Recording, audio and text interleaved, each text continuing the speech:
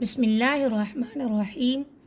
السلام علیکم ورحمۃ اللہ وبرکاتہ۔ قرآن ٹائم میں ایک بار پھر سے آپ سب کو خوش آمدید۔ آج کے سبق میں انشاءاللہ العزیز ہم سیکھیں گے نون ساکن اور تنوین کا دوسرا قاعدہ۔ نون ساکن اور تنوین کے 4 قواعد ہیں۔ پہلے ہم نے سیکھا اظہار یعنی بتانا۔ آج ہم سیکھیں گے اخفا۔ اخفا سے مراد ہے چھپانا۔ اخفا سے کیا مراد ہے؟ چھپانا۔ ہم نے نون ساکن اور تنوین کے پہلے قاعدے میں سیکھا تھا کہ بتانا یعنی اظہار کرنا۔ تو نون ساکن اور تنوین کا دوسرا قاعدہ ہے چھپانا، یعنی نون کا مخرج یعنی نون ساکن کا مخرج ہے زبان کی نوک، اور اگر زبان کی نوک میں سے یا ان 15 حروف یعنی سا زا ضا، یہ زبان کی نوک کے لفظ ہیں، تا دال طا زا سین صاد جیم شین ضاد قاف قاف اور فا۔ ایک دفعہ پھر سا زا ضا تا دال طا زا سین صاد جیم شین ضاد کاف قاف اور فا۔ ان 15 حروف میں سے کوئی بھی لفظ آ جائے تو ہم نون ساکن کو چھپائیں گے، بتائیں گے نہیں۔ ہم نے کیا کرنا ہے؟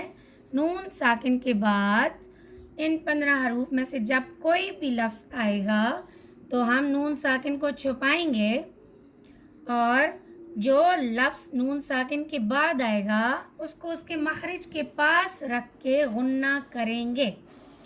زبان کے کنارے کو ہم نے مخرج کے ساتھ لگانا نہیں ہے، بلکہ زبان کے کنارے کو مخرج کے پاس رکھنا ہے۔ نون ساکن اور تنوین کا یہ قاعدہ قرآن پاک میں تقریباً 5200 مرتبہ آیا ہے۔ نون ساکن کی کچھ مثال دیکھتے ہیں۔ ہم کیسے پڑھیں گے جب نون ساکن کے بعد زبان کی نوک کا کوئی لفظ آئے گا؟ اب تا زبان کی نوک میں سے ہے تو ہم پڑھیں گے اونتا۔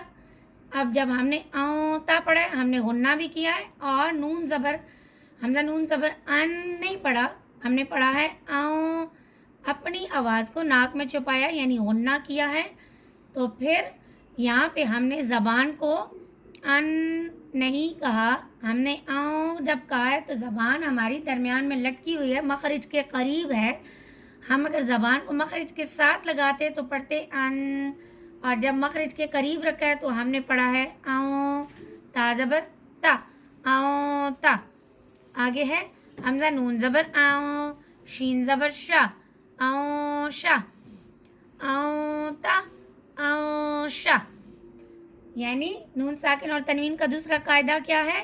دوسرا قاعدہ ہے چھپانا۔ اس میں ایک ہی بات یاد رکھنے والی ہے کہ کوئی بھی ان 15 حروف میں سے لفظ آ جائے، جیسے سا زال ضا تا دال طا زا سین صاد جیم شین ضاد کاف قاف اور فا۔ جب ان 15 حروف میں سے کوئی لفظ آئے گا تو ہم نون ساکن کو بتائیں گے نہیں بلکہ چھپائیں گے۔ اسی طرح تنوین کا بھی یہی قاعدہ ہے کہ جب ان 15 حروف میں سے کوئی بھی لفظ آئے گا تو ہم تنوین کو چھپائیں گے، بتائیں گے نہیں۔ تو ہم پڑھیں گے نفس ذائقہ، نفس ذائقہ، قوم ظلموا، قوم ظلموا۔ یعنی ہم نے نون ساکن اور تنوین کو چھپانا ہے۔ جب کوئی بھی مخرج زبان کی، کوئی بھی لفظ زبان کی نوک کا ہو تو ہم نون ساکن کو اس وقت چھپائیں گے یعنی اخفا کریں گے، یعنی غنہ کریں گے، اپنی آواز کو ناک میں چھپائیں گے۔ اگلے سبق تک اجازت چاہتی ہوں۔ اللہ تعالیٰ آپ سب کا حامی و ناصر ہو۔ السلام علیکم ورحمۃ اللہ وبرکاتہ۔